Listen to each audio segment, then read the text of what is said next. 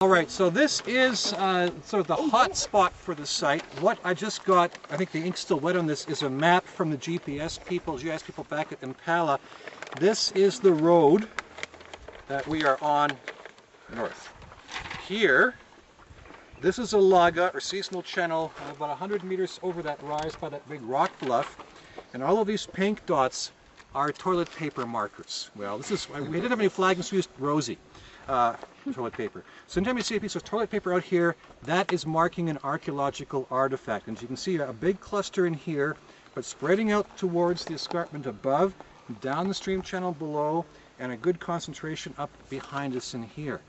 We parked the truck the first day just the other side of the laga in here, so literally we jumped out of the truck, started going towards the laga, and as you can see on my right hand side, you've got tissue after tissue after tissue after tissue.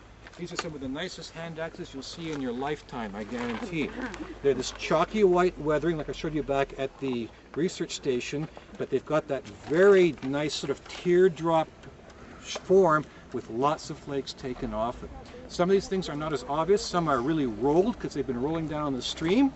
Others are fresh as the day they were made pretty well. So what we've been doing out in the field, who has the spreadsheet here?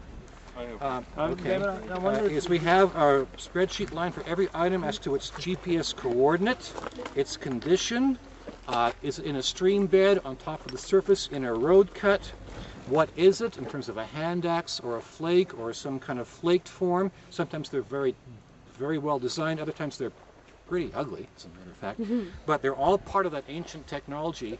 I'm not sure if this is one occupation at one time, or people may have come back to this laga different seasons. We talked about this a lot in our classes. This is an actual base camp or a spot you might have used on a weekly basis or a yearly basis. We don't know that part yet, but there certainly is a very strong concentration right around in here. So why we've been away from the center over the past few days is because we've hiked up to the top of that escarpment over there, trying to see if this drainage has anything that's eroding down the hill. That's not the case.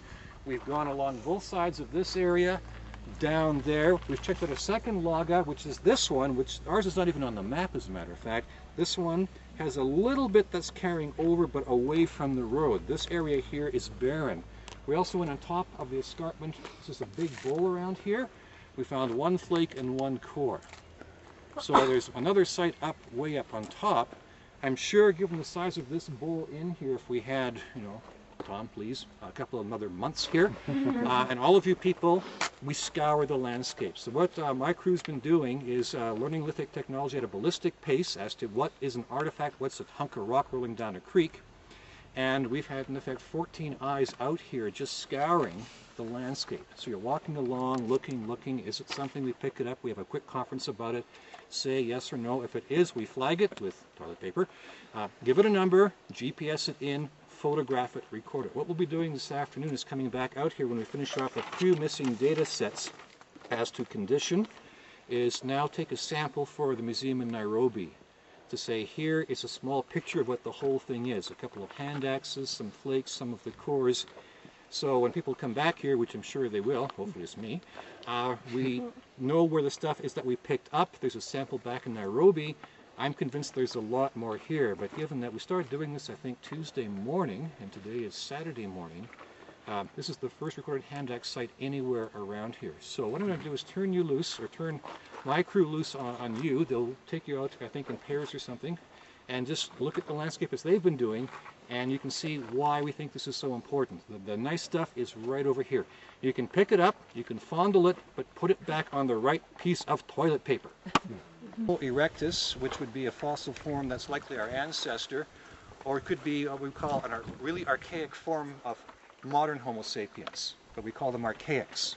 Probably big brow ridges, smaller brain size, shorter body stature, much more rugged. But certainly these things don't continue beyond about 160,000 years. Anatomically modern humans, we have fossil evidence for it about 200,000. So likely the main manufacturer was this fossil called Homo erectus. If we go back to the museum, we'll see some examples of this in the museum galleries of Homo erectus. Coming off, and not as much on this side, but still. they've been taken off clearly.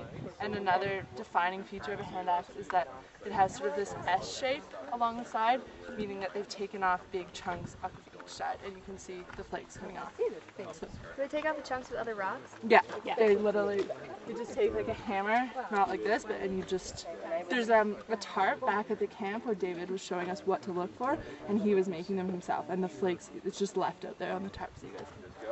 Anyway, so that was the first one, and then we all got really excited and just started like running up here, and there's so many more around here that we all found. So there's 1, 2, or 3.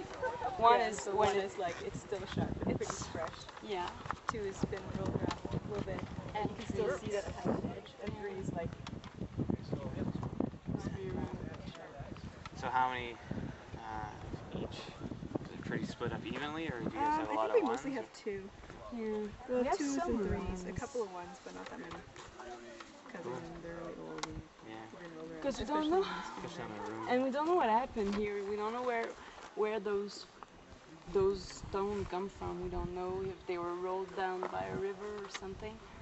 So, because we saw the ones that we're gonna look at here are hammerstones that are hand axes that are pretty sharp and pretty well made, and that's why it's so that's why the site is weird, because there are hammers, there are stone tools that seem to have traveled and other that seem to not have traveled much. So It's the way to focus. Just